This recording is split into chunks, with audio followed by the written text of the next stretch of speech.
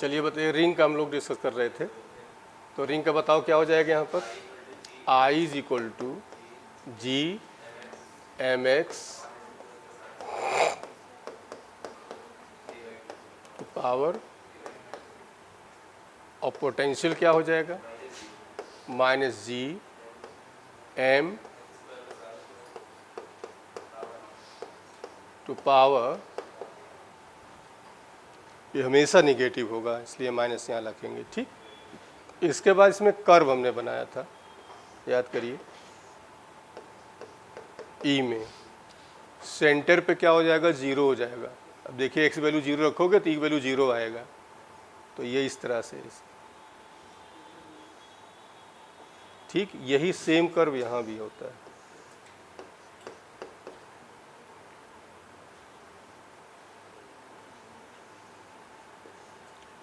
Clear, तो ये ring का हो गया। अब हम आते हैं अगला,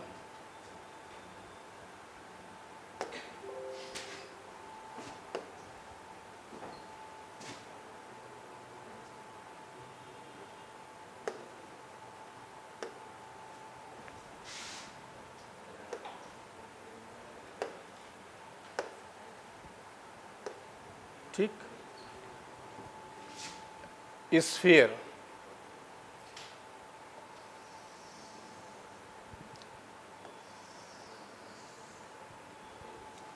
स्फीयर में क्या है, फर्स्ट है आउटसाइड,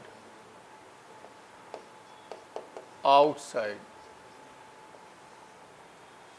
अब ये कोई स्फीयर है, रेडियस आर है। ठीक, अच्छा ये हम हॉलो स्फीयर की बात कर रहे हैं, दो पढ़ेंगे, hollow sphere and solid sphere. तो यहाँ पे क्या है, ये डिस्टेंस आर है, पॉइंट पी है, तो इलेक्ट्रिक फील्ड का जो फार्मूला होगा कि क्यू अपान पॉइंट चार्ज बिहेव करेगा इससे, और बी इज इक्वल टू हो जाएगा के क्यू अपान आर। ठीक, इसमें आ जाओ तुम, ग्रेविटी में आ जाते हैं। ये हो गया आपका, ये आर हो गया, ये स्मॉल आर हो गया। आई इज इक्वल टू बोलो G M upon, and B is equal to minus G M upon R. Second आते हम लोग, at the surface of a sphere, ये यहाँ पे। ठीक, मतलब इसमें क्या है, चार्ज ऐसे सरफेस पे है, ये चार्ज सरफेस पे चार्ज है। हॉलो स्फीयर की बात, या ऐसा स्फीयर जिस पे चार्ज सरफेस पे होता हो, तो सॉलिड हो तो कंडक्टर हो या हॉलो हो। ठीक, तो यहाँ पर बताओ कि ई की वैल्यू क्या हो जाएगी, K Q upon, and B is equal to K Q upon, इसमें आ जाइए, ये हो गया, आर हुआ। तो I is equal to G M upon are square, V is equal to minus G M, बस स्मॉल आर की जगह क्या हो गया, कैपिटल आर हो गया। थर्ड जो आता है, इनसाइड द स्फीयर। अब यहाँ जगह नहीं लिख नहीं रहे, इनसाइड द स्फीयर। अब इनसाइड द स्फीयर यहाँ कहीं की बात हो रही, रेडियस आर है, ये डिस्टेंस हम डी ले लेते हैं। तो बताओ इलेक्ट्रिक फील्ड इनसाइड क्या बताया था, लेकिन पोटेंशियल क्या होता है, वही होता है जो उसके सरफेस पे होता है। पोटेंशियल वही होता है जो उसके सरफेस पे होता है। ठीक, अब इधर देखो, यहाँ पे आ जाओ, रेडियस आर है, ये डी है, यहीं यहाँ पे निकाल रहे हैं। तो बताओ आई, यहाँ भी आई इनसाइड क्या हो जाएगा, और बी इनसाइड क्या हो जाएगा, माइनस जी एम अपान, ये हॉलो स्फीयर के बारे में हमने बताया। ठीक, अब ऐसे हम आते हैं सॉलिड स्फीयर के बारे में। अब इसमें देखिए सॉलिड स्फीयर,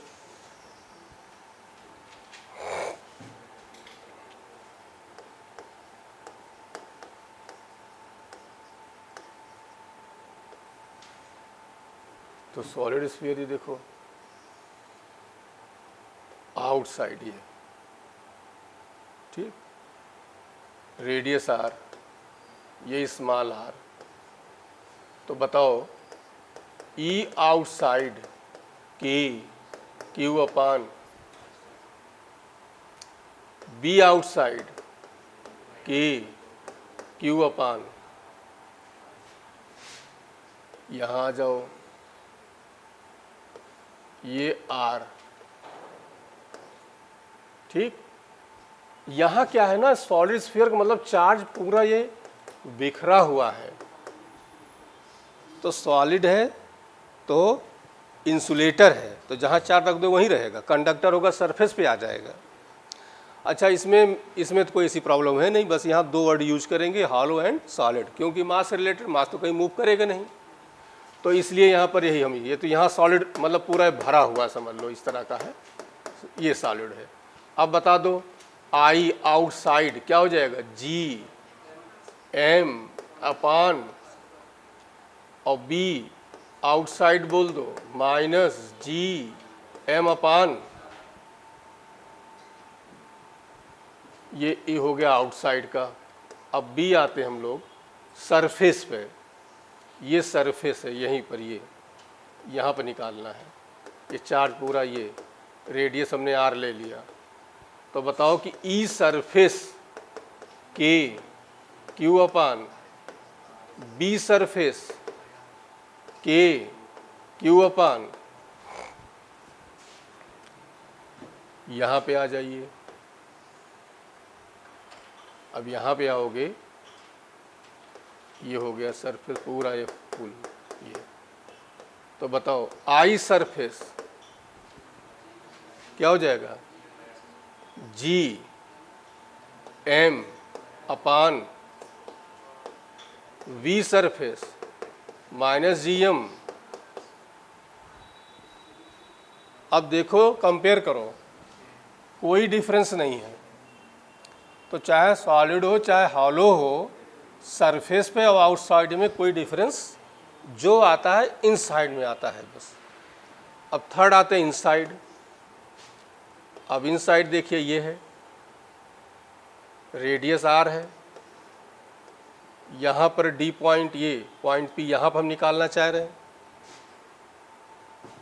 इलेक्ट्रिक फील्ड बताओ, फॉर्मूला पढ़ा चुके हैं सब, क्या हो जाएगा, K Q upon R cube into, क्योंकि जब सरफेस जाओ ना डी इक्वल टू आर करोगे, देखिए यही फॉर्मूला आ जाएगा आपका।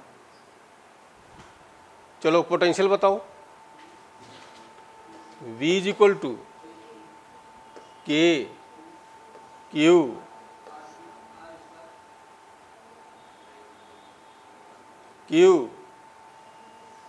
कहा था हमने, रटे रहा करो, क्या हो जाएगा,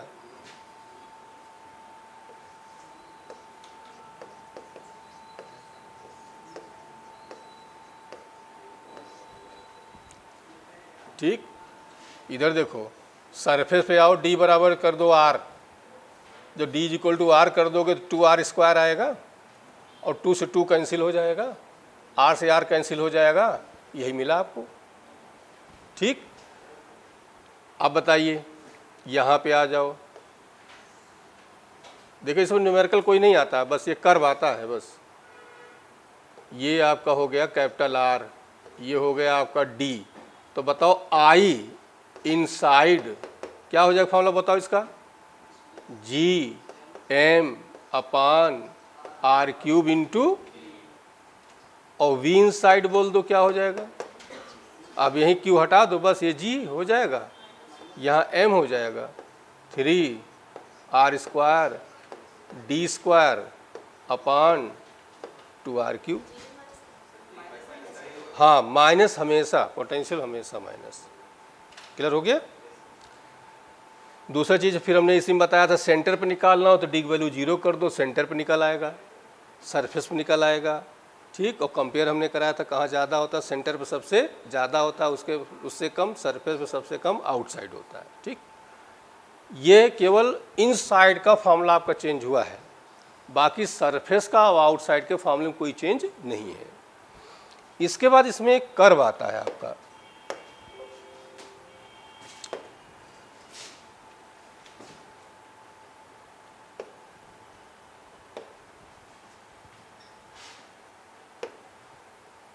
ठीक। अब कर्व में जरा देखिए,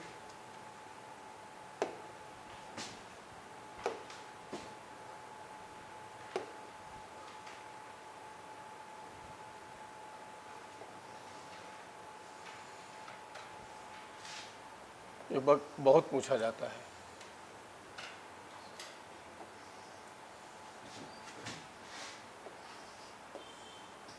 ठीक, इलेक्ट्रिक फील्ड, इधर हमने ले लिया डिस्टेंस,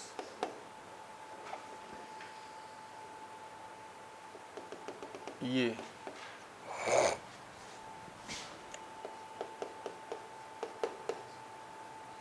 ठीक, इधर पोटेंशियल,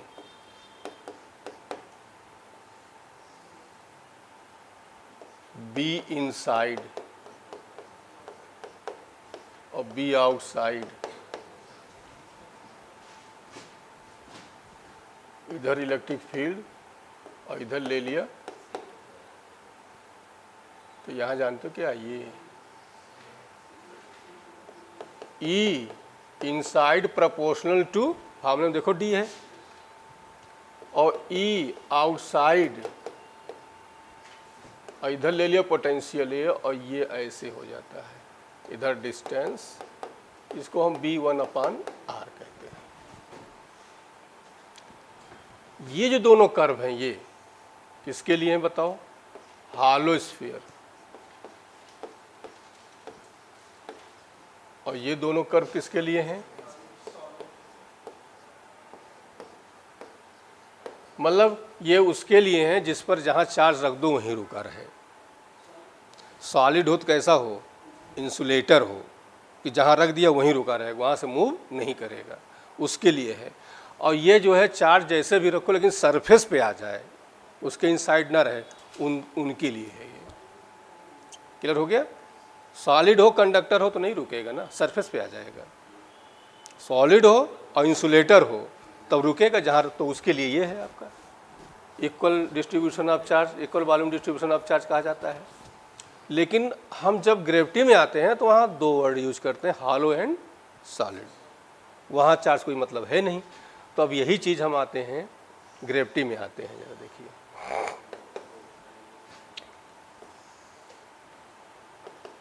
ये आर्क, मतलब यहाँ से यहाँ तक स्फीयर की रेडियस आर हो गई।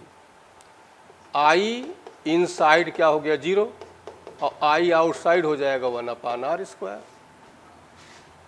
ये देखिए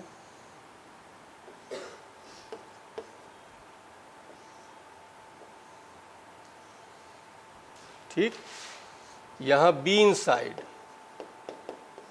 कांस्टेंट एंड बी आउटसाइड,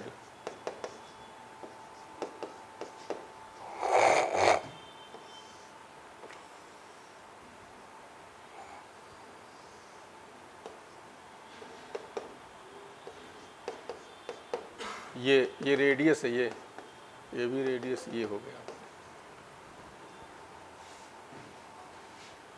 और यहाँ पर समझ गए होगे,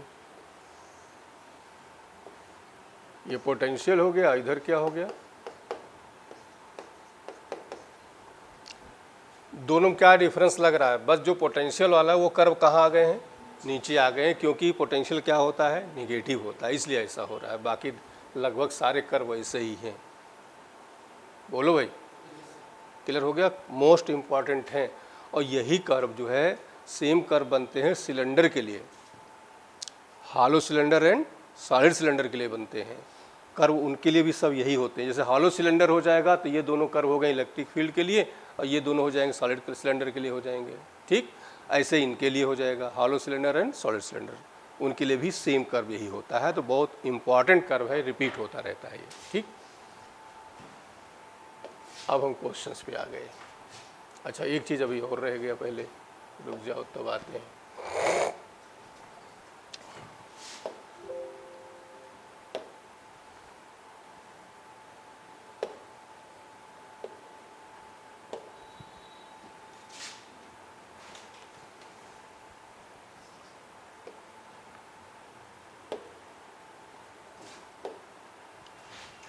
एक और बड़ा इम्पोर्टेंट रह गया आपका,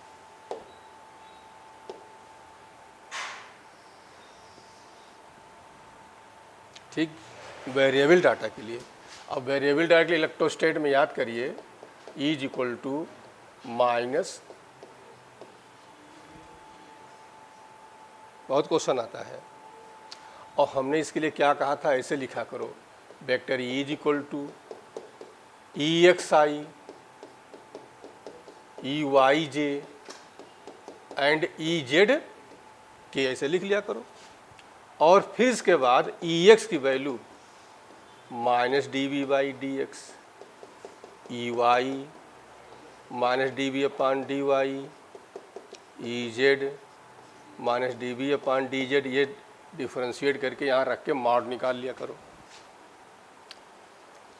जैसे x में वेरिएशन है तो केवल EX निकाल लो, y में तो EY निकालो, z में है z निकाल लो, और XY दोनों में है तो EX भी निकाल लो, EY भी निकाल लो।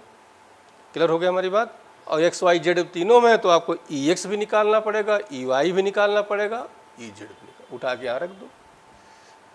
तीन ही फार्मूले आपको डिफरेंशिएशन के, तीन ही फार्मूले आपके इंटीग्रेशन के, वही काम आते हैं। यहीं से v की वैल्यू ये माइनस E dx हो जाएगी। अब इसका फार्मूला बताओ, हमने क्या बताया था,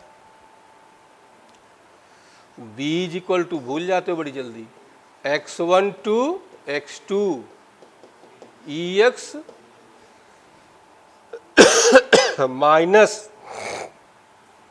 माइनस बताओ y1 to y2 EY minus Z1 to EZ, E दिया हो B निकालना हो तो ये कर देंगे, इंटीग्रेट कर देंगे। अब देखिए यहाँ ग्रेविटी में आ जाओ, I इज इक्वल टू, तो यहाँ भी देखो बस एक जगह I लिखते चले जाओ। ये देखो एकदम आसान, दो टॉपिक क्लियर हो रहे हैं आपके। IY J प्लस IZ, तो IX बोलो, IY IZ रख दो, यहाँ सब आंसर आ जाएगा। ठीक, अब पोटेंशियल तुम्हें निकालना हो तो बताओ क्या करोगे, माइनस x1 टू, बोलो क्या हो जाएगा, IX y1 to IY DY Z1 to IZ, ये निकल आएगा। यही और कहा हमने आपको बताया था, इसी तरह का फार्मूला कहीं और बताया था।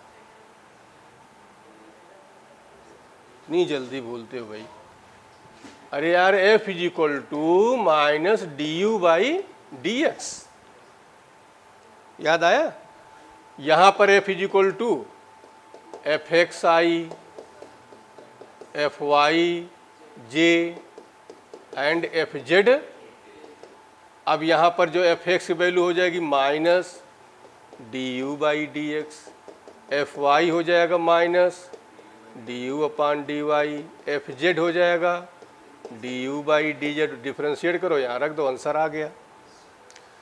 इसी में U निकालो पोटेंशियल एनर्जी, तो बोलो क्या बताया था, x1 to x2 Fx dx, y1 to y2 Fy dy, Z1 to Z2 और Fz। इतनी जगह इस तरह क्वेश्चन आपको मिलते हैं, तो इम्पोर्टेंट समझ गए हो इनके। ठीक, अब हम लोग क्वेश्चंस पे आ जाते हैं। क्वेश्चन है, in a gravitational field the gravitational potential is given. यहाँ पर ये है V is equal to minus K upon 4। ठीक, the gravitational field intensity at point. अब बताओ तुम्हें I निकालना है, क्या करोगे। अभी बताया आई इज इक्वल टू क्या होता है, I X I Y I Z. अब यहाँ केवल वेरिएशन किस में दिया गया बताओ, के अपान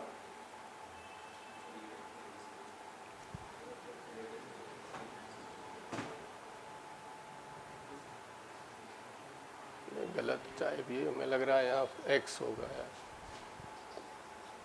चलिए I X is equal to minus D B by D X, तो माइनस के अपान एक्स और डी अपान डी एक्स।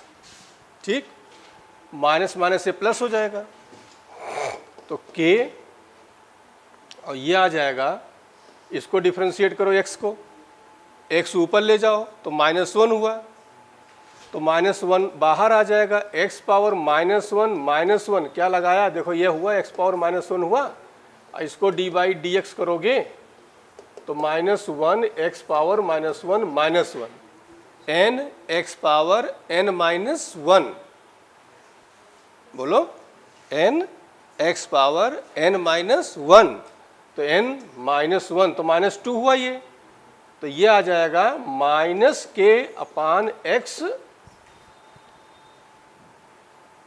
अब बताओ कितने पॉइंट पे कर रहे हैं, 2, 0, 3, इसका मतलब x जगह क्या रखो, y की जगह क्या रखो, z जगह क्या रखो, तो यहाँ केवल x है तुम्हारा, तो I X at x is equal to 2, तो -k/2 का स्क्वायर, तो -k/ क्या हुआ, ये हुआ।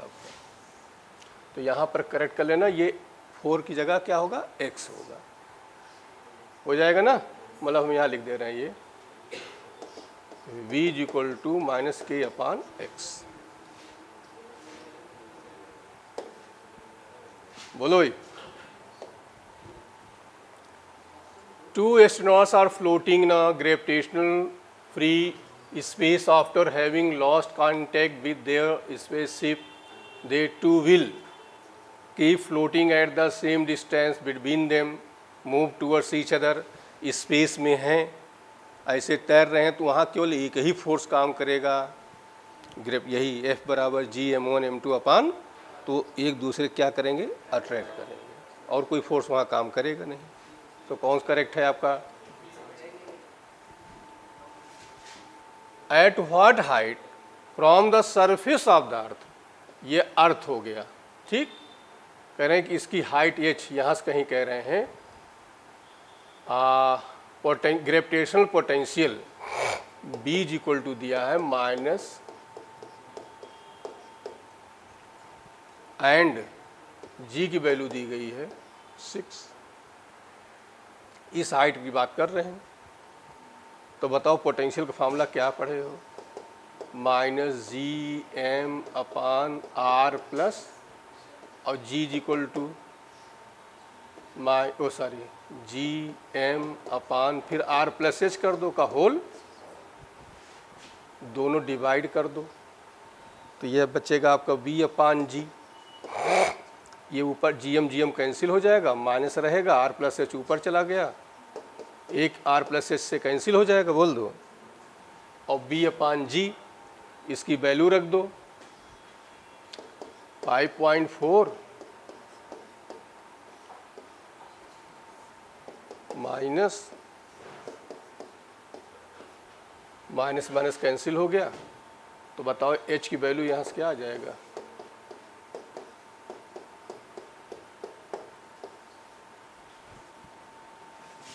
वैल्यू रख दो यहाँ पर,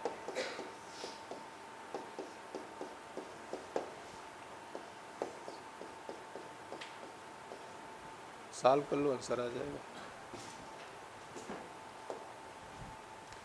Kepler's third law state the square period, ये अभी परसों जब हम पढ़ा रहे तो प्रूफ करवाए थे वहाँ पर, भाई T is equal to 2πr/v होता है। अब क्या करो, b की वैल्यू रख दो, 2πr, b की वैल्यू बोलो, √Gm/r होता है, ऊपर ले जाओ, तो r की पावर तो हो जाएगा 3 बाई, और अंडर रूट क्या हो जाएगा ठीक। अब करें T square is equal to K R cube, squaring both side, दोनों साइड स्क्वायर कर दो, तो यहाँ टी स्क्वायर आ जाएगा। ये क्या हो जाएगा, 1 मिनट 2 पाई आर, ये आर नहीं रहेगा, ठीक। तो स्क्वायर करोगे तो यहाँ आर क्यूब आ जाएगा, अपान क्या बचेगा।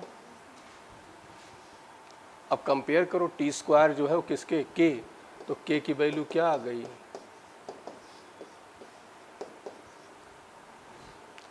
तो जी एम के इज इक्वल टू,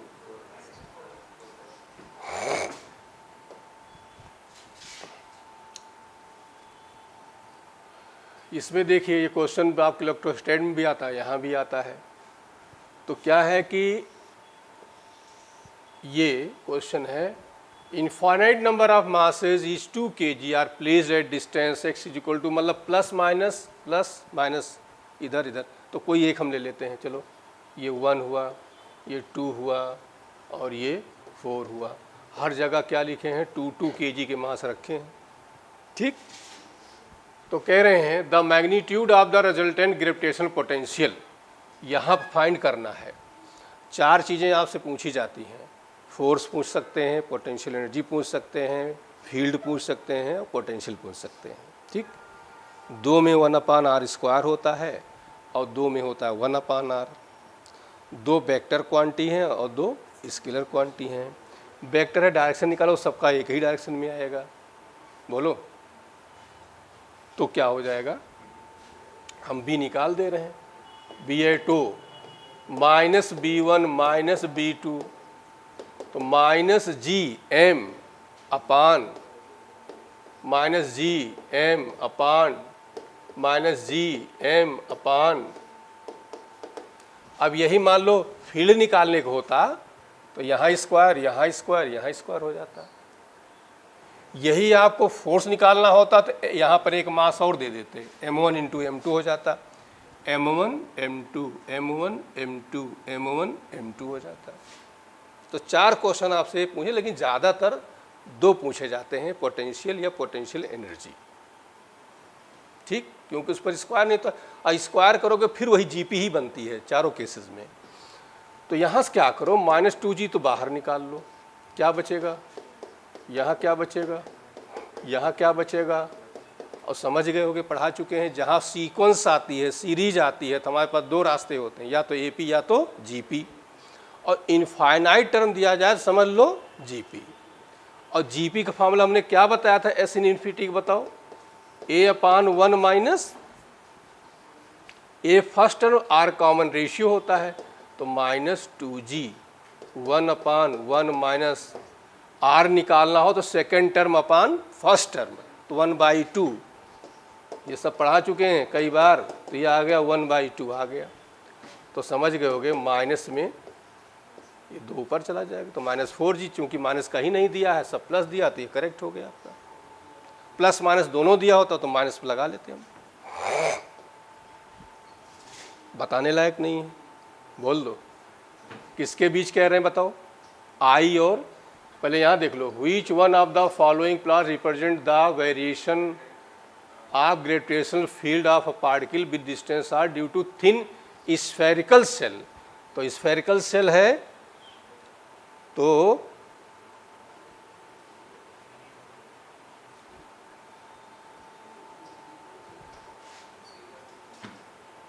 रुक जाओ, one of the following plot represent the variation of, थोड़ा गलत बन गया, देखो ये बनेगा स्फेरिकल सेल के लिए, ये होगा ये, ठीक। इधर होगा आई के बीच कह रहे हैं ना, which of the following represent the variation of gravitational field on particle distance r, यही रहेगा, करेक्ट कर लेना इसको। और इनसाइड आई इनसाइड, ये क्या हो जाएगा, 0 हो जाएगा, ठीक। गड़बड़ सड़बड़ कर दिए हैं, ये करेक्ट है आपका। A particle mass m thrown upward from the surface of earth with a velocity u, the mass and, अच्छा ये तो बता ही चुके हैं। इसके वेलोसिटी फार्मूला क्या होता है, √2gm अपान, यहाँ आ गया ये, particle mass same is situated at the centre of the spherical shell. ये देखिए स्फेरिकल सेल है, spherical shell same mass and radius a, particle of mass same, ये पार्टिकल मास यहाँ पे है m situated at the centre, ये हो गया, इसका भी मास एम हो गया, रेडियस इसकी ए हो गई। The magnitude of gravitational potential at the point situated A by 2, यहाँ कह रहे हैं यहाँ। तो हमने कहा था जितनी बॉडी होती उतनी को वजह निकालना है। दो बॉडी यहाँ पर हैं, एक सेल हो गया, एक ये हो गया। तो यहाँ पर पॉइंट पी हम मान लेते हैं, तो बी एट पी, एक तो इस पॉइंट की वजह से हो गया, क्या हो जाएगा बोल दो, minus G M upon a by, और एक इस सेल की वजह से हो जाएगा माइनस जी एम अपान। तो अब यहाँ पर ये करोगे तो माइनस 2 जी एम अपाने माइनस जी एम अपाने, तो माइनस 3 जी एम अपान ए, माइनस नहीं दिया तो कोई बात।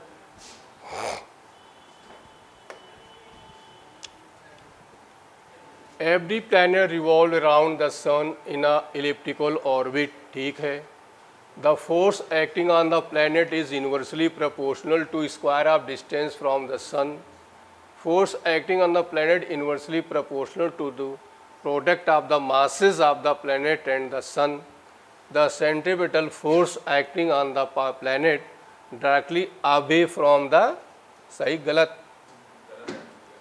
और डी दिया है the square of the time period of revolution of the planet around the sun is directly proportional to cube of, तो ये भी करेक्ट। तो चूज करना है,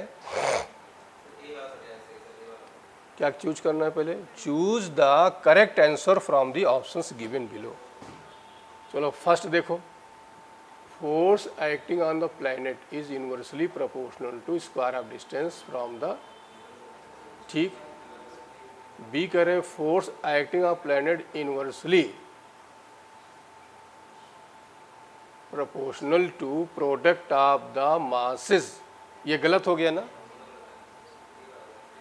ये करेक्ट है। Force acting planet inversely proportional to square of distance, ये सही है, एफ हो जाएगा 1 अपान। सी दिया है द सेंट्रीपिटल फोर्स, गलत ही हो गया।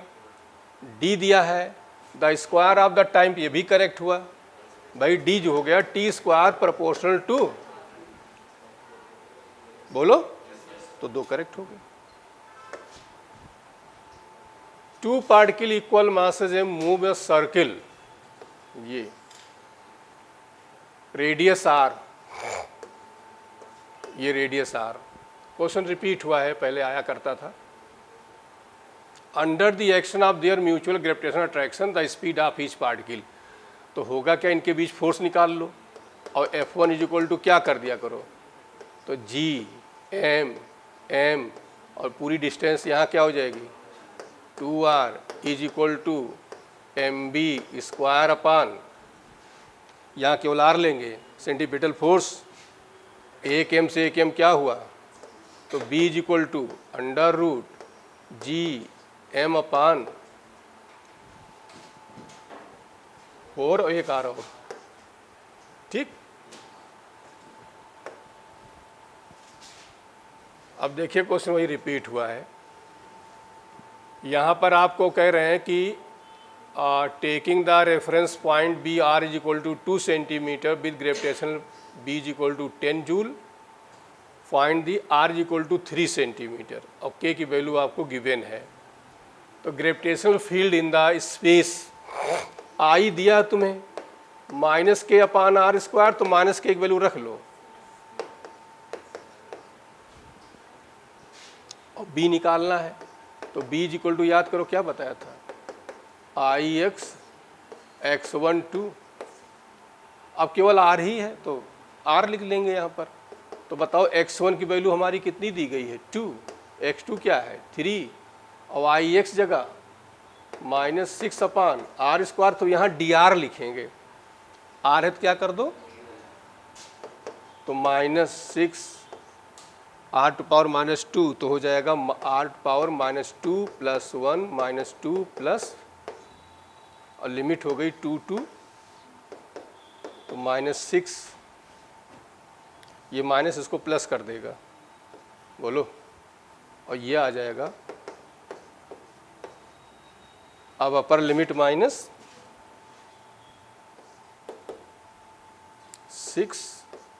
1/3 और -1/2, एलसीएम आएगा 6, ये 6 और यहाँ आएगा 2 माइनस, तो ये आ गया, ठीक।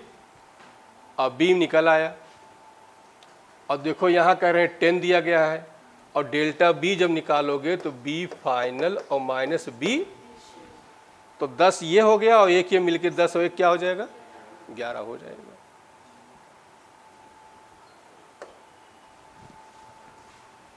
Three identical particle A, B, C of mass 100 kg each are placed straight line AB is equal to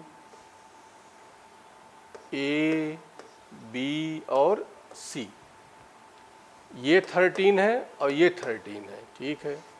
The gravitational force on fourth particle P of the same mass is F। अब वो कहाँ रखा है आगे बता रहे हैं। When placed at distance 13 metre from the particle B, यहाँ से 13 मीटर पर perpendicular bisector of the line, एकदम परपेंडिकुलर बीचों बीच में ये यहाँ रखा गया है ये, ठीक। और तो जिस पर जो फोर्स लग रहा है वो F लग रहा है, यही F निकालना है, ठीक। अब समझो क्वेश्चन को, ये फिगर बनी आपकी, यहाँ 100 है ना, यहाँ 100, यहाँ 100, यहाँ 100, यहाँ 100, कह रहे हैं इस पर जो फोर्स लग रहा है वो तुम्हें फाइंड करना है। तो क्या करोगे, देखो इस पर फोर्स कहाँ से लगेगा, एक तो ये लगाएगा, ये लगाएगा, मान लो क्या लगा दिया F, ये भी F ही लगाएगा, ये चलो F1 नाम दे देते हैं, इस दोनों ही सेम ही होंगे तो हम F1 इसको भी लिख दे रहे हैं, क्योंकि डिस्टेंस दोनों की सेम हो रही है, मास दोनों का सेम हो रहा है। ये वाला जो लगाएगा इसका नाम दे दिया हमने F2, क्योंकि अलग आएगा ये, इसकी डिस्टेंस अलग हो जाएगी। नहीं रुक जाओ, यहाँ डिस्टेंस इसकी अलग हो गई, बोल दो, ये दोनों सेम हो जाएंगी। अच्छा कितनी होंगी ये, 13√2 पाइथागोरस। अरे भाई 13 तो 13√2 आएगा नहीं आएगा। अब तुम लोग क्या करो कि ये एंगल ले लो थीटा, तो ज्योमेट्री से एंगल भी क्या हुआ, टेढ़े को क्या करो, ये तुमने बताया था फ्री बॉडी डायग्राम, ये हो गया। दूसरा टेढ़े को मतलब रिजॉल्व कर लो, रिजॉल्व करोगे तो यहाँ जगह नहीं था, हम यहाँ बना दे रहे हैं। देखो इसको रिजॉल्व करोगे तो एक कंपोनेंट नीचे आएगा, ये इस वाले को, और इधर जो आएगा F1 cos थीटा, इधर साइन आएगा, छोड़ दे रहे हैं, कैंसिल कर देगा वो, एक F2 आएगा ही आएगा, ये हो गया आपका। इसको रिजॉल्व करोगे तो फिर एक और आ जाएगा, कौन सा, F1, एक इसका इधर आएगा साइन, इसका इधर आएगा साइन, दोनों मैग्नीट्यूड सेम, कैंसिल कर देंगे, जो इधर को आएंगे उन्हीं की जरूरत हमें है। तो नेट फोर्स जो हमारा आया, क्या आया बता दो, F2 प्लस 2F1, F2 बोल दो, ये वाला G M1 M2 अपान 13 का होल 2। अब ये वाला F1 कोई बोल दो, 2G 100 अपान 13√2 होल इंटू कॉस थीटा। अब देखो कॉस थीटा पे आ जाओ, सामने के साइड क्या मानते हैं, परपेंडिकुलर, ये परपेंडिकुलर हो गया, ये बेस हो गया, और ये तो बताओ क्या होता है, बेस अपान, तो बताओ 13/13√2, 13/13 बोल दो। अब इसको सॉल्व कर लो, जी, अब देखो यहाँ भी 10 टू पावर 4 10 टू पावर 4 और जी कॉमन ले लो, बोलो, और 13 स्क्वायर यहाँ भी है, 169 ये बाहर ले लो। ठीक, तो यहाँ क्या बचा 1, यहाँ क्या बचेगा, यहाँ बचेगा 2 और ये बचेगा 1/√2। तो एलसीएम ले लो √2 + 2, अब वैल्यू रख दोगे आंसर आ जाएगा। अच्छा जी के टर्म में दे रहे हैं, अब ये जी ऐसे रहने दो और ये 10 टू पावर 4 यहाँ रख दिया, 169 यहाँ रख दिया और ये आ जाएगा √2 1.4 + 2/√2। सॉल्व करोगे तो आंसर आपका आ जाएगा। कहाँ पे ये, हाँ गड़बड़ हो गया, 13 तो हमने बाहर निकाल ही लिया था, √2 की स्क्वायर करोगे ये 2 आ जाएगा, बोलो, ये 2 आ जाएगा और ये √2 एक बचेगा यहाँ पर। एक बार यहाँ फिर से कर दे रहे हैं हम आपका, इधर देखिए,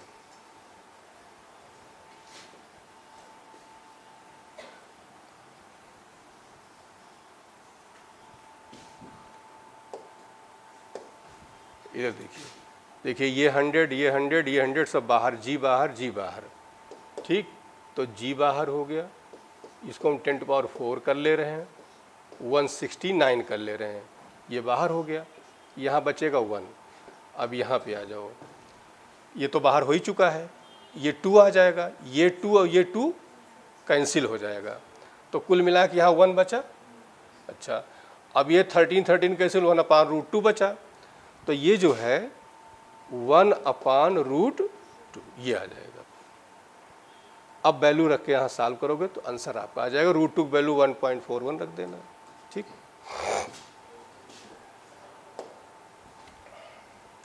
यहाँ देखो 4 spheres each of mass from the square of the side D, a fifth sphere of mass m is, ये यहाँ रखा गया, साइड D दी गई है, तो ये बता दो हमें ये कितनी होगी, ये वाली। अरे D/√2, पूरी D√2, ये होगी D/√2। एक होता है पोटेंशियल किसी पॉइंट पर, इस पॉइंट पर निकालना होता, इसकी वजह से इसकी वजह से इसकी वजह से इसकी वजह से, पूरे सिस्टम का निकालना होता, हर एक दूसरे का निकालते हैं। तो बताओ पूरे के निकालने के लिए क्या करोगे, जरा बताओ हमें तुम लोग। इनका आपस में, इनका इनका इनका और सब आइडेंटिकल है, तो 4 से मल्टी, तो -4 GM1 M2 अपान, हम इन चारों को निकालें, इनका निकाल लिया, इनका निकाल लिया, इनका निकाल लिया, इनका निकाल लिया। अब देखो, फिर देखो, इसका इसका इसका इसका, तो ये भी तो 4 हो गए। तो फिर लिखा हमने -GM, और ये कैपिटल M है, कैपिटल M अपान D/, अब कौन कौन बच्चे बताओ। अरे यार, इनका हुआ, इनका हुआ, इनका हुआ, इनका हुआ, इनका हो गया, इसका हो गया, इसका हो गया, इसका हो गया, अभी और कुछ बचे हैं। इसका नहीं हुआ, इसका नहीं हुआ, तो क्या करोगे, -2 GM अपान,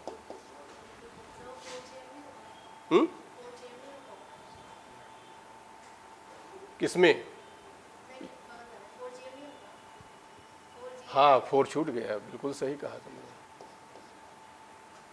ठीक, क्योंकि 4 इसकी ये भी तो होंगे।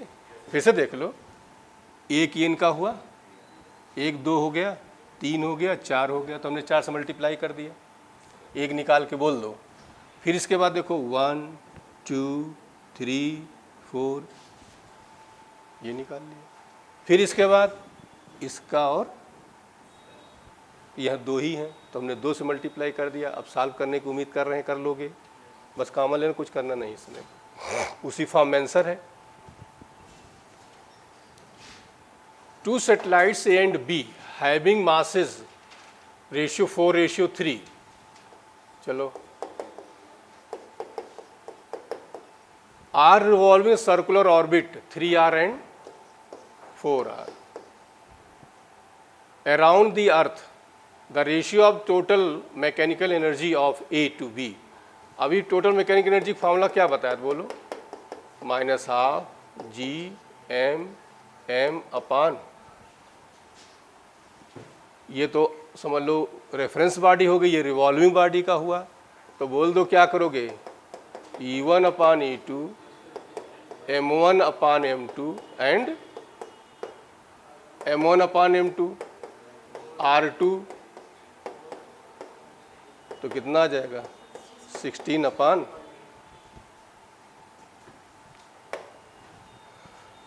अब इसमें देखिए, find the gravitational force of attraction between the ring and sphere as shown in figure where the plane of the ring is perpendicular to the line joining the centers if the distance between the centers of a ring and the spheres। ठीक है, अब देखिए ये जो है ये दी गई है रिंग, ये दिया गया कोई स्फीयर, ठीक। तो find the gravitational force of attraction between the ring and sphere, ring and sphere, sphere where the plane of ring is perpendicular to line joining. अभी देखिए आई हम लोगों ने पढ़ा है, आई निकाल लो पहले। आई जी को बोलो क्या था? G/m इंटू, नहीं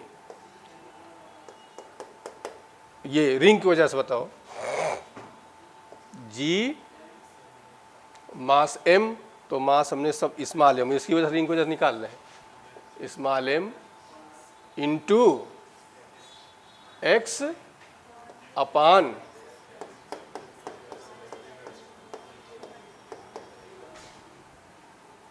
ठीक। अब x देखो क्या है यहाँ, ये x है, ये √8r है।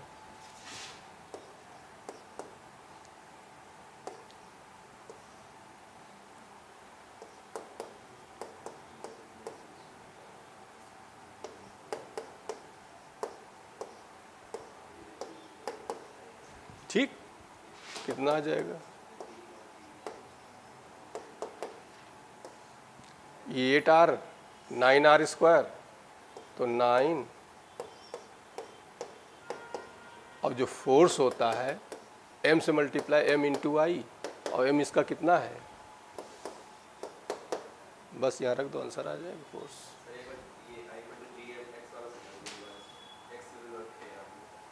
अरे फार्मूला भी बताया था यार, रुक जाओ। ये रिंग थी, ये R था, ये X था, ये चार्ज था। E इक्वल टू क्या पढ़े थे? कि QX अपान x स्क्वायर प्लस ये x था, ये R क्या था? रिंग का रेडियस। तो I करोगे तो यहाँ G आ जाएगा, यहाँ M आ जाएगा, बस। ठीक,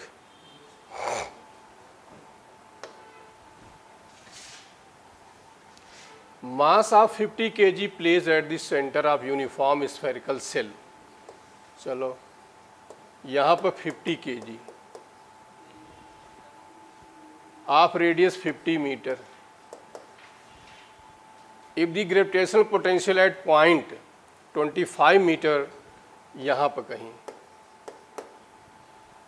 इज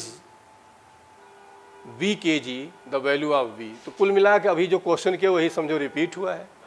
तो V is equal to -G/m upon R minus G, दूसरा भी ये क्या है आपका 50 kg प्लेस इतना यूनिफॉर्म स्फेरिकल सेल, ये 100 kg की है, तो 100। अब इसका वही होगा जो इसके सरफेस पे होगा, बोल दो। यहाँ पर दो पोटेंशियल आएंगे, एक इसकी वजह से आएगा, एक सेल की वजह से आएगा। सेल की वजह से वही आएगा जो उसके सरफेस पे है। अब ये सॉल्व करो, तो माइनस जी, 2 ये माइनस 2g तो minus 4g।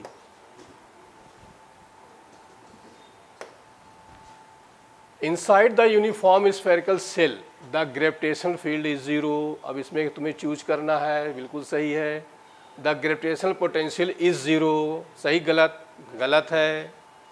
The gravitational field is same everywhere, gravitational field is same everywhere. कह रहे हैं कि ग्रेविटेशनल फील्ड हर जगह क्या होती है? जीरो होती है। अब और ऑप्शन देख लो।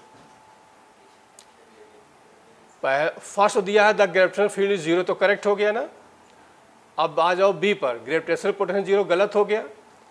सी पे आ जाओ, सी जो है gravitational field is same everywhere, हर जगह सेम तो होगी, हर जगह क्या होती है? जीरो होती है, तो उसको सेम हो गई। और डी आ जाओ, डी कह रहे हैं the gravitational potential is same everywhere, तो पोटेंशियल भी सेम होता, वही होता जो उसके सरफेस पे होता है। ठीक।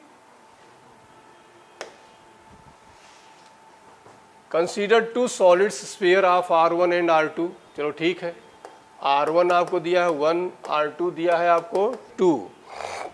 The gravitational field due to the sphere 1 and 2 shown, ये ग्रेविटेशनल फील्ड का कर्व दिया गया है। The value of M1 and M2।